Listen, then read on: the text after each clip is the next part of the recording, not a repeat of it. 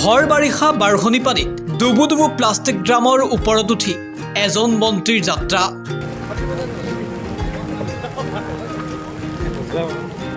ৰছীত ধৰি ধৰি মন্ত্ৰীক লগত লৈ আগবাঢ়িছে গাঁৱৰ বাসিন্দা।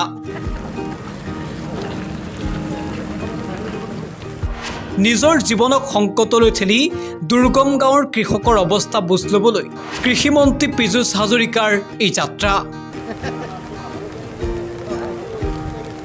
এই দৃশ্য খুমটাই সমষ্টিৰ। নিৰাপত্তাৰক্ষীৰ আবেষ্টনী এৰি গাঁৱৰ ৰাইজৰ কান্ধত ধৰি ভৰ বাৰিষা এখন বিল পাৰ হৈছে মন্ত্ৰীগৰাকীয়ে। বিলখনৰ ইপাৰে তেওঁলৈ অপেক্ষা কৰি আছে বানত ক্ষতিগ্ৰস্ত ৰাইজে। খুমটাইৰ ৰাইজ আজি সাক্ষী হ'ল জনদৰদী এজন জনপ্ৰতিনিধিৰ দায়বদ্ধতাৰ। মন্ত্ৰী পীযুষ হাজৰিকাই যেন নিজৰ কৰ্মৰে দেখুৱাই দিলে ৰঙা লাইটৰ মোহৰ এৰি ৰাইজৰ খবৰ লোৱাটো প্ৰতিগৰাকী জনপ্ৰতিনিধিৰেই দায়িত্ব। সামাজিক মাধ্যমত এতিয়া ভাইৰেল হৈ পৰিছে এই বিশেষ ভিডিঅ'টো।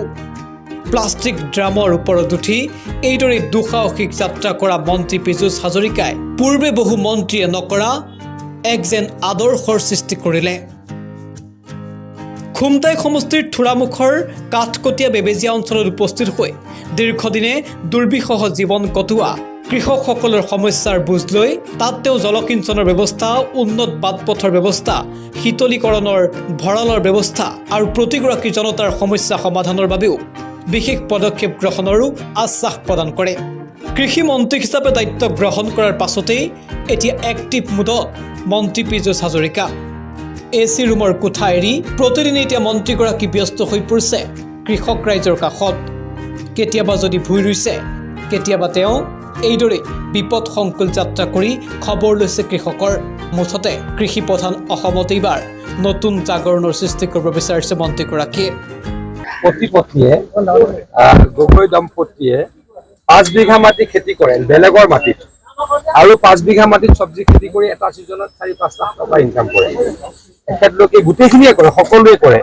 এখেতলোক অসমৰ কৃষক ৰাইজৰ অনুপ্ৰেৰণা হওক, আৰু সেইখিনি চাবলৈ ইয়ালৈকে আহিছোঁ। মুঠৰ ওপৰত আমি আমাৰ যিখিনি কনভেনশ্যনেল খেতি তাৰ পৰা অকণমান আঁতৰি যাব লাগিব। ইয়াত যথেষ্ট কৃষি উৎপাদন হয়, কিন্তু যিটো মানে কষ্ট হয়, পৰ্যাপ্ত তেওঁলোকে যিটো পইচা পাব লাগে মইতো নকওঁ, তেওঁলোকে পোৱা বুলিয়ে কৈছে, কিন্তু কেইটামান সমস্যা আছে যে পাৰিলে কোল্ড ষ্টৰেজ কৰিব লাগে, পাৰিলে তেওঁলোকক পানীৰ ব্যৱস্থা কৰি দিব লাগে।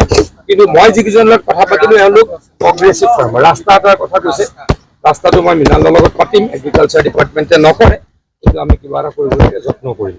এখেতলোক প্ৰগ্ৰেছিভ ফাৰ্মাৰ।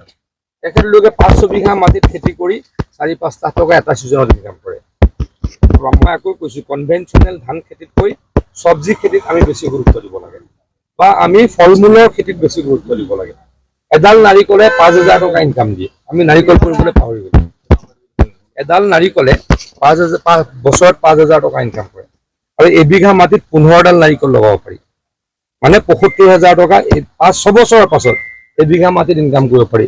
মাজত আৰু বেলেগ বেলেগ খেতি কৰিব পাৰি, চব্জি পাৰি, আদা পাৰি, নহৰু পাৰি, বহুত খেতি কৰিব পাৰি। তামোলো একেই, তামোল 175ডাল এবিঘা মাটিত পাৰি, আৰু মাজত গোটেই বেলেগ খেতি কৰিব পাৰি। তামোল লগালে জালুকো যদি লগাই 2.5 লাখ 3 লাখ টকা এবিঘা মাটিত ইনকাম কৰিব পাৰি। গতিকে মই আকৌ কৈছোঁ, কনভেনশ্যনেল যিখিনি পৰম্পৰাগত খেতি তাৰ পৰা ওলাই গৈ অকণমান বিপৰীত চিন্তা কৰিব লাগিব। পানীৰ সমস্যা নিশ্চয়কৈ আছে, লাহে লাহে পানীৰ সমস্যা সমাধান কৰিবলৈ চেষ্টা কৰিম।